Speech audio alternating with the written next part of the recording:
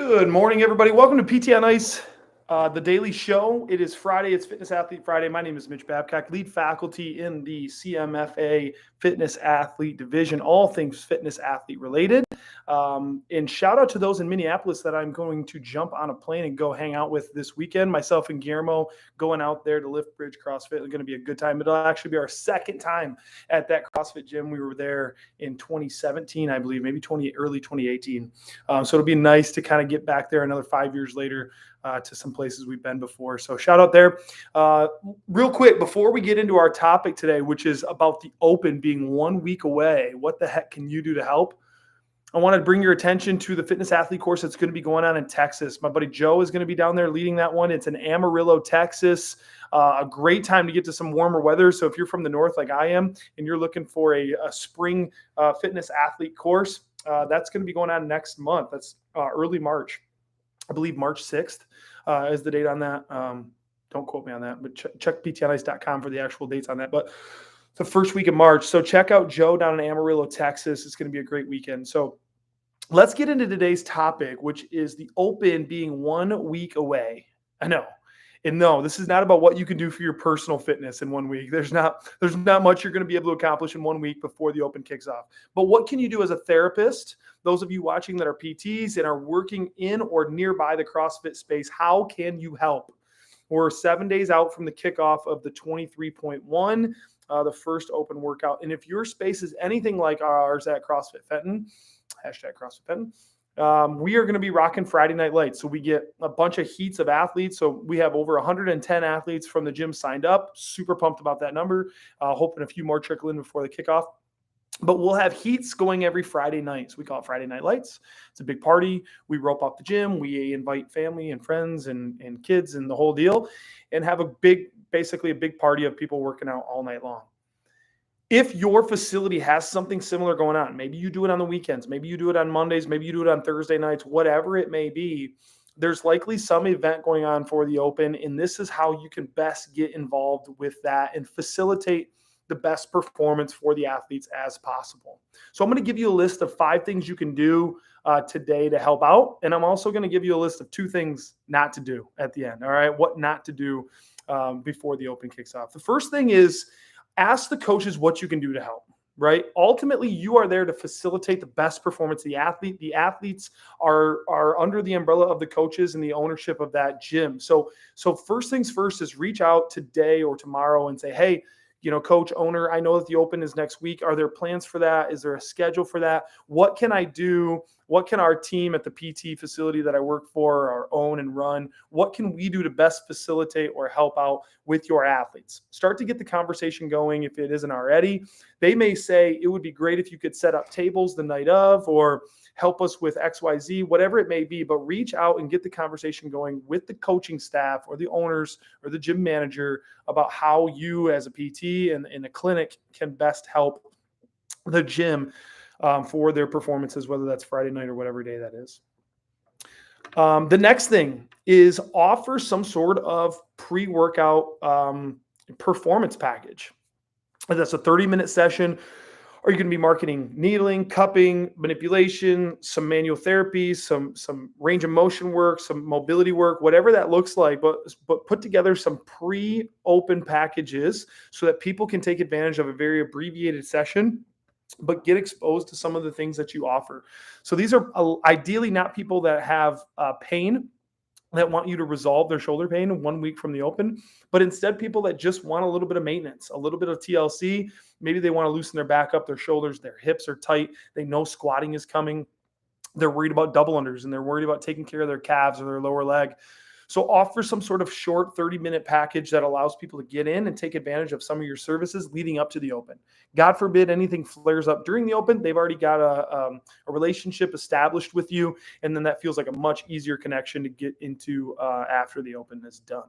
So have those sorts of short sessions ready and marketable with a cash price point that's reflective of your services in your area and your market. The next one that's a lot of PTs take advantage of is warm-ups and mobility plans, right? And this is a tough one because you can't really prepare this until the workout gets announced, because the goal would be that we tailor a mobility or a workout warm-up to the actual workout.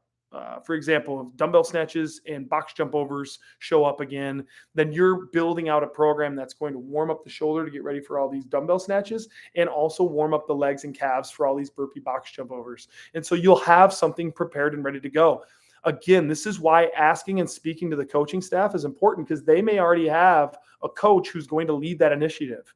And you don't want to be doing this if it's going to look competing. Should I follow your advice or should I follow the coach's advice? But maybe when you have that conversation, that's one thing that they ask you to be able to take on, is it would be great if your PTs could develop the warm-up mobility strategy that our athletes will implement. I can tell you from the coaching side of things that I am so wrapped up in the logistics of running a good event that I don't have the time the bandwidth to be thinking about how to warm athletes up really well. I jot something up on the whiteboard and I'm like, here, go do this in the corner, because at 4:30, that's your heat time. And I need you to be ready to work out at 4:30. And so if I could offload that onto a staff of PTs that like, hey, it's our gig, it's our job to make sure that you are dialed in, warmed up, your tissues are primed, you've opened up the range of motion that you're going to need for this workout. Have those mobility programs that you do Thursday night. So the plan is still, from what I understand from CrossFit HQ, is that they are still going to announce the workouts Thursday nights like they traditionally have. And so Thursday evening, get your team together, develop a mobility warm-up, maybe put it into a video real quick, throw it on your Instagram page, and share that with your gym community so that whenever they plan to take the workout on, that they already have that in their bag of tricks, right? So take on the mobility warm-up piece for your gym and your community. That would be much appreciated by all involved. My next point, my fourth point, is to actually get involved. And so again, if there is a Friday Night Lights events, be present for the Friday Night Lights. I'm not saying you have to work out. It would most certainly be great if you did, if you threw down on Friday Night Lights with everybody else. But most importantly is that you are there, that you're present, that you're around when these workouts are going on, that you're there for the briefing at the whiteboard, that you're there to answer questions and help strategize with athletes. Like, take this time, the next 3 weeks, knowing that this is like the culmination of most of our CrossFit seasons, right? That this is the Super Bowl for us over these next 3 weeks, and take time out of your schedule on a Friday night or the Monday night or whenever it is that you guys run it to be present.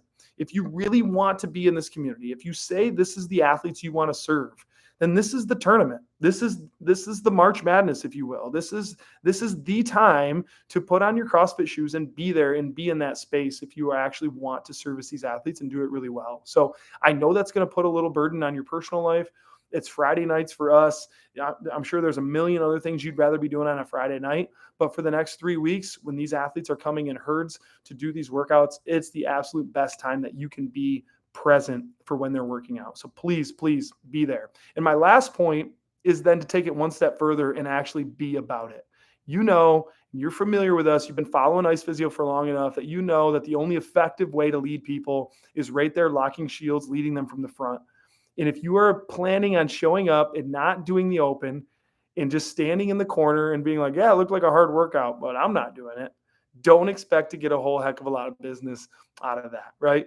If you can be about it, you should be about it. Throw your hat in the ring. It doesn't matter your score. It doesn't matter your percentage. What matters is that you locked shields and you suffered right beside them, right? That's what they're going to remember. And then you're going to be able to talk about it. Dude, that workout sucked. Those dumbbell front squats, they were way harder than I thought they were going to be. I got smoked in the round of 8. Like, those are the conversations that you are not privy to if you just simply did not do the work. So throw your hat in the ring and do the work. Sign up for the open if you haven't already, and tag me in your registration. I want to know if this PT on Ice motivated you to get your butt in gear and sign up for the open.